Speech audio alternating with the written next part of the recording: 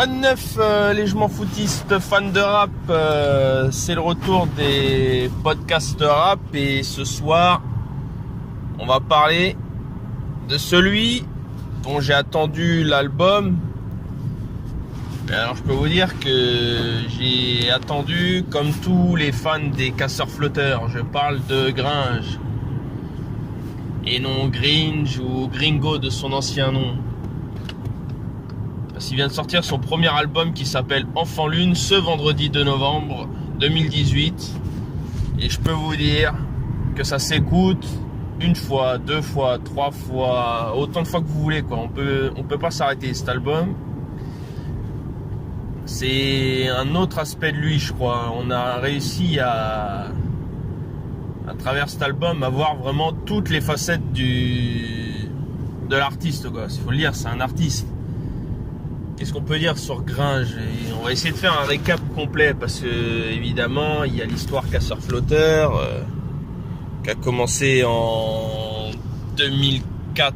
Enfin je dis 2004 parce que le premier projet existant qui était un projet gratuit et qui je crois existe encore sur le site officiel d'Orelsan s'appelle Épisode-1 et je peux vous dire que pour une maquette de groupe, je l'ai pas mal saigné parce que franchement, c'était un projet qui était à pleurer de rire quoi. Donc petite info, on va essayer de se refaire un peu un récapitulatif du machin. Donc Gringe, il travaille dans un magasin de skate. Il rencontre un jour Orelsan qui lui propose de former un groupe parce qu'il aime le rap, ils écrivent tous les deux machin. Et donc ils vont travailler entre guillemets ensemble, essayer de se créer un univers rap entre deux. Ils viennent tous les deux, ils choisissent le nom Casseur Flotteur comme groupe parce qu'ils sont fans de Maman j'ai raté l'avion. Et à cette époque-là, donc Orelsan n'est que Aurel et Gringe est Gringo, de par le surnom que les gens lui ont donné au début. Donc c'est un gamin qui vient de Cergy de Basse, qui se retrouve un jour à finir à Caen chez Aurel pour travailler la musique parce qu'ils veulent percer dans ce milieu-là. Donc il y a le fameux épisode-1 avec, pour ceux qui ne le connaissaient pas avant, contrairement à moi qui ai vraiment suivi le parcours depuis à peu près 4 ou 5 ans, et là je parle de la partie casseur-flotteur parce que j'ai suivi Orelsan évidemment depuis l'album Perdu d'avance comme beaucoup de gens. Donc dans ce projet il y a également un certain Diamond de Claude qui n'est autre que Claude tout court au début et qui lui avant d'être artiste à sa manière aujourd'hui se contentait de raconter les histoires tellement connes qu'on en rit. Disons que c'est un peu comme dans la BO de Comment c'est loin, il est vraiment il parle dans quand on écoute ses parents, il parle dans notre tête comme le professeur Xavier. Donc on va essayer de couper un peu court pour en arriver à cet album Enfant Lune. Donc il y a ce fameux projet Épisode-1. Il finit sur l'album d'Orelsan Perdu d'avance. Entre deux, évidemment il y a un petit entre deux dans le lot. Il passe par la case Original Bomb Attack. Original Bomb Attack c'était Brasco, El Matador. C'était un peu des piliers de Marseille qui avaient un bon label et j'ai découvert à travers le site d'Orelsan que justement lui il avait participé quand même à des projets Bomb Attack. Donc est-ce qu'il a été signé, ça c'est une chose que j'ignore, mais il a participé à des projets Original Bomb Attack et il s'est retrouvé également, j'allais dire un truc mais je vais dire une connerie.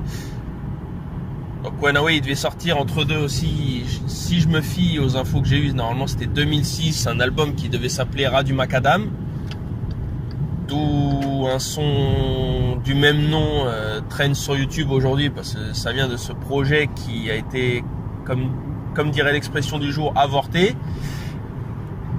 Donc il a quand même quelques petits sons par-ci par-là qui existaient avant l'album Casseur Flotteur de 2013. Donc il y a ces fameux sons, l'album d'Orelsan où il apparaît une fois dans Entre bien et mal. Ensuite, plus tard, dans un autre album d'Orelsan qui sera Le Chant des Sirènes, il va apparaître évidemment parce que évidemment comme c'est vraiment des potes très liés, soudés. Entre deux, il y a quelques sons qui se baladent aussi quand ils ont essayé de se faire connaître. Qu'est-ce qu'il y a d'autre encore? En vient un an ou deux après ce fameux album Le Chant des Sirènes. L'album Orelsan et Gringe sont les casseurs flotteurs. Qu'est-ce qui les a poussés d'ailleurs à faire cet album-là? C'est le fameux titre Ils sont cool tiré du Chant des Sirènes. Donc ils font un album qui arrive tellement à tuer tout le monde que ce projet d'album devient une idée pour un film qui va sortir 2 ans plus tard et qui, au lieu de s'appeler Aurel et Gringe comme ça aurait dû s'appeler, va devenir Comment c'est loin. Donc ça va être un peu la même histoire, un peu racontée de la même manière, mais au final avec quelques petits raccords, si on peut dire ça comme ça, quoi. C'est-à-dire qu'au lieu de se taper juste une journée loufoque où tout le monde se marre et tout le machin, il y a un peu de sentiment, il y a un peu de trucs.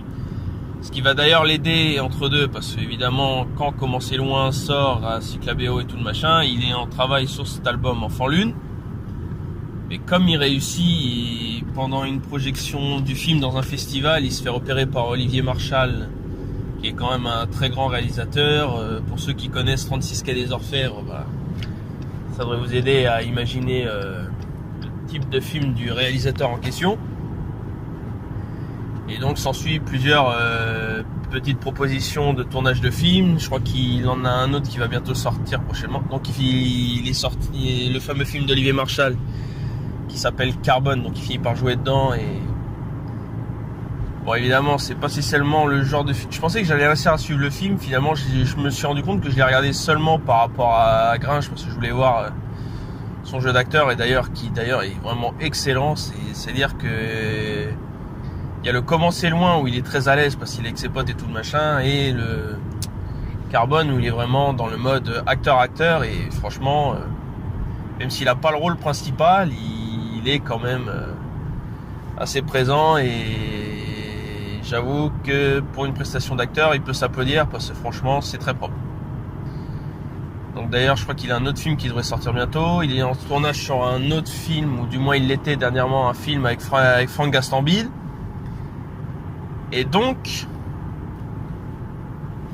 maintenant, 2 novembre 2018, il l'a enfin sorti, son premier album qu'il aura évidemment avant son premier enfant, parce que il s'en cache pas, il l'a dit plein de fois dans pas mal d'interviews, il attend un enfant de sa copine actuelle. Donc d'ailleurs quand ça arrivera, on le félicitera comme il se doit. Mais aujourd'hui on va le féliciter pour cet album Enfant Lune, parce que là, sur 15 titres, il n'y a pas une seule faute, quoi. Moi en fait quand j'ai écouté cet album, j'ai repensé un peu à cet extrait de Comment c'est loin, quand Aurel parle à sa copine et qu'à un moment il dit non, c'est à sa grand-mère, et il dit Gringe, je crois que c'est le Baudelaire des textos. Il travaille sur les mots, il va éviter de louper il va éviter la moindre erreur dans les mots qu'il va composer, quoi. C'est-à-dire qu'il pourrait faire de très bons messages, mais et là on peut le dire, ça se reconnaît, je le dis clairement, dans le film, quoi. Enfin dans le film, et là actuellement dans cet album là Enfant Lune, que je vous recommande, mais alors réellement. Et là je vous en parle pas juste parce que je suis un fan des casseurs, là j'en parle parce que je l'ai écouté et réécouté, et je vous jure que 3 fois dans la journée. Je pensais pas que j'y arriverais, mais c'est un record pour moi.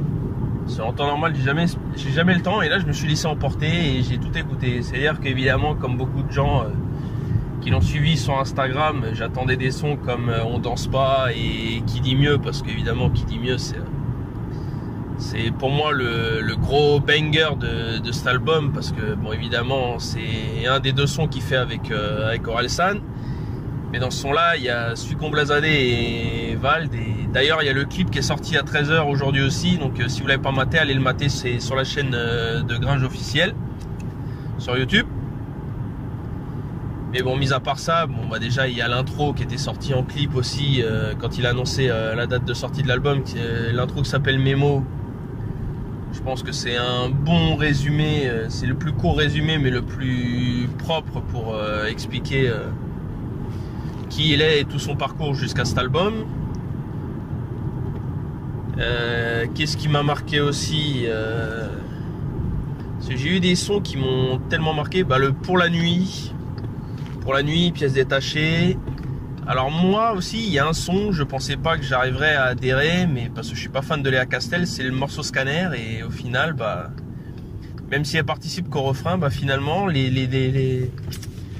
deux sont bien assortis pour ce morceau, et ça vaut le détour. Donc si vous l'avez pas écouté, n'hésitez pas, et si vous l'avez écouté, n'hésitez pas à laisser un commentaire, à donner votre avis. Moi, personnellement, mon avis, c'est que ce morceau, finalement, est mieux que ce que j'aurais pu penser. Alors évidemment, qui dit casseur-flotteur dit Orelsan, mais dit aussi Declos, Diamond Declos. Bon, même s'il n'est pas autant présent que j'aurais pu l'imaginer dans ce son-là, finalement, il n'y a pas besoin de plus. Et qu'est-ce que je peux dire d'autre? Il n'y a pas grand-chose à dire, à part il faut écouter cet album, parce que on voit que l'homme est vrai, il peut parler autant de ses ex, de sa vie de maintenant, des gens qui l'ont influencé pour en arriver là où il en est aujourd'hui.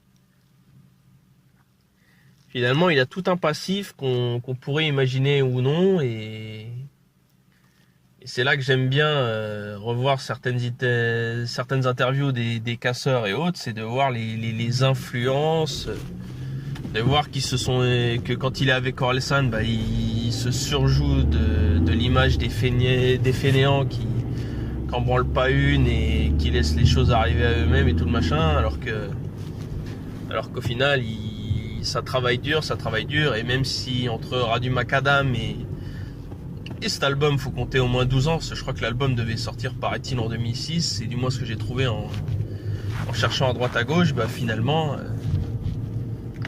il aura mis du temps, mais avec tout le temps et le parcours qu'il a eu depuis l'album Orelsan et Grinch sur les casseurs flotteurs sorti il y a 5 ans, il s'est adapté à tout, les nouvelles les sonorités, les sonorités du moment, les choix au niveau des prods, de ses guests, des sons qu'il allait balancer. On va dire qu'il a un avantage avec le parcours qu'il a eu, c'est que justement, comme il a attendu, et que plus il a écrit, plus ça a donné cet album, ça a permis d'avoir un album qui est vrai, quoi. Il s'est pas juste dit, tiens, je vais faire un album pour me la péter, parce que je suis Grinch des casseurs flotteurs et que je fonctionne. Non, il s'est vraiment dit, je vais travailler, et puis il le dit lui-même. Il sort un album aujourd'hui, sans avoir spécialement fait une promo ou autre derrière, quoi. C'est-à-dire qu'il est arrivé, il a sorti Mémo il y a une semaine ou deux, je crois. Et là, d'un seul coup, il pond une date, parce que finalement, à un moment, il fallait bien que ça sache. Et disons que je pense même, et encore je dis ça aux yeux de comment l'industrie musicale fonctionne aujourd'hui, qu'il aurait pu carrément le sortir en album surprise. Parce que c'est-à-dire le jour même, comme ça aujourd'hui, là, mais sans faire de promo, quoi. C'est-à-dire qu'il aurait pu balancer des trucs par-ci par-là, plus ou moins ce qu'il a fait quand il a montré ses séances studio. Et les types de sons qu'il voulait pour son album et tout. Et en fait, il aurait sorti le truc le jour même. Je pense que d'un seul coup, on se serait quand même pris une vraie baffe, parce que, je le répète, cet album est incroyable, et il y a autant des sons rappés que des sons chantés. Bon, il y a un peu de vocodeur, mais bon, ça fallait s'y attendre un peu.